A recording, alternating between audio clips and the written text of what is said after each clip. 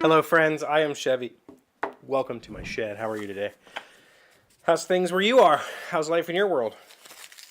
You know, I tell you how things are in my world on the daily.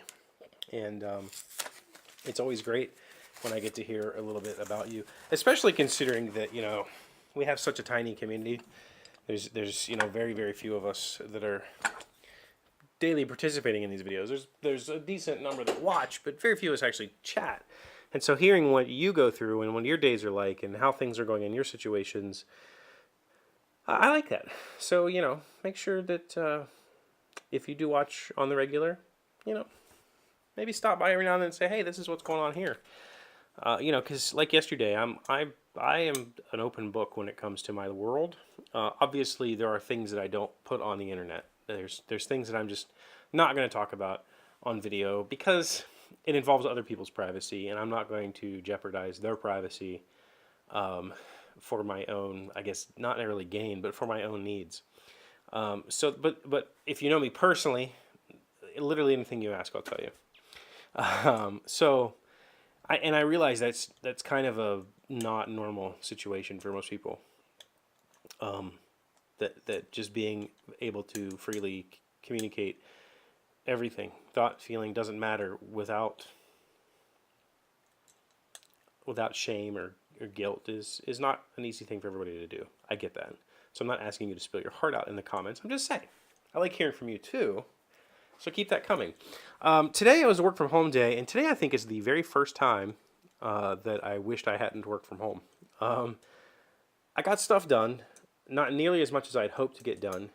I had set aside a particular problem for today, and I've been trying to do that on my work from home days. Try to like set aside a day that is my, you know, okay, this is my task for Wednesday, so that I know exactly what I'm supposed to do that day, and I wake up and I do it.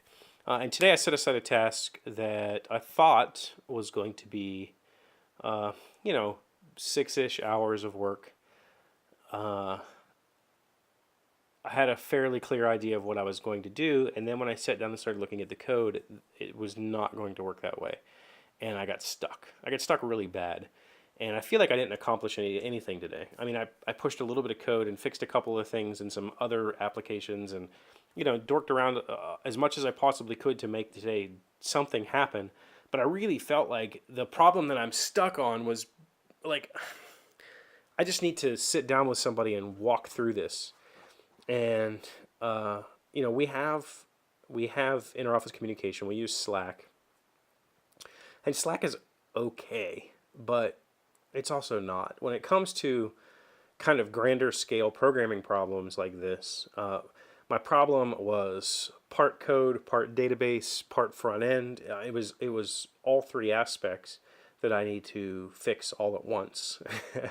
And while I'm doing that, not disturb anything else, because there's code that's in place that I need to kind of plug this new thing into. And I really needed to just talk to somebody. I needed my whiteboard. I needed to be able to sit down and draw this out in my head so that I could make sense of it.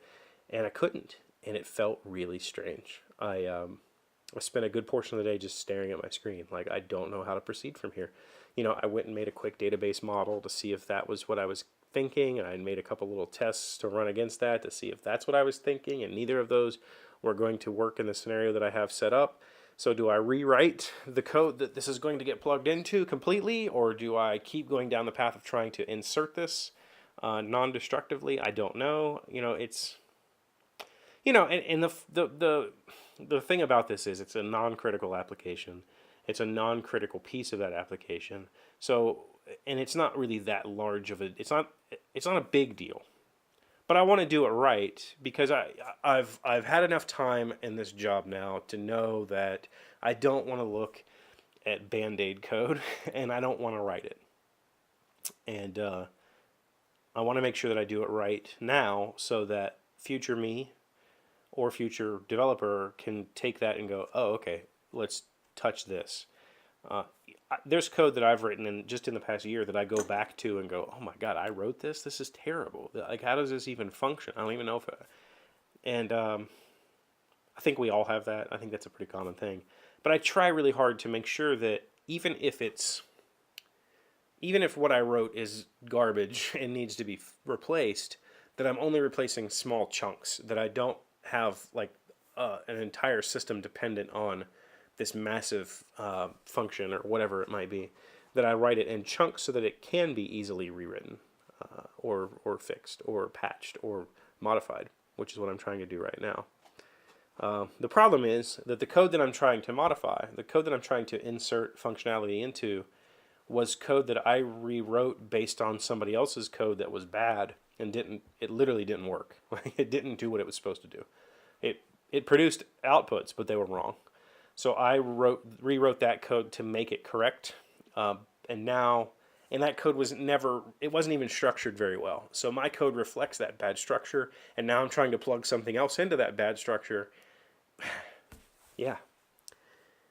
So that's really hard to do over Slack. That's really hard to do over text messaging or anything like that. So today was one of the first days. I really wanted to go in and talk to people. So hopefully I can accomplish that tomorrow because it bothered me all day. But I got stuff done. I did get things done. It wasn't a completely lost day, which is good because I don't like having those. We'll save that discussion for tomorrow. What else did I do? That's about it. My oldest has to start physical therapy, so I have to start taking her. She had knee surgery last year, if you weren't around at that time. And now she has to have physical therapy to strengthen her quads because her knee's getting kind of out of shape. So I'm taking her to that. Fun. Dad stuff. I do enjoy it because I get to spend time with her. So that's all I have for now. Thank you for being here as always. Thank you for liking, commenting, subscribing, being amazing friends, being wonderful people. I appreciate you, and I'll see you tomorrow. Hey, Doc, wait! I want to ask you something. Today's Under Fact comes from scienceclub.uscb.edu.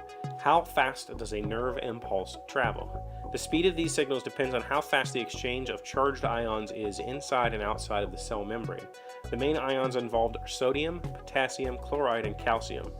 Without going into details, the messages in the brain can travel at speeds of up to 268 miles an hour.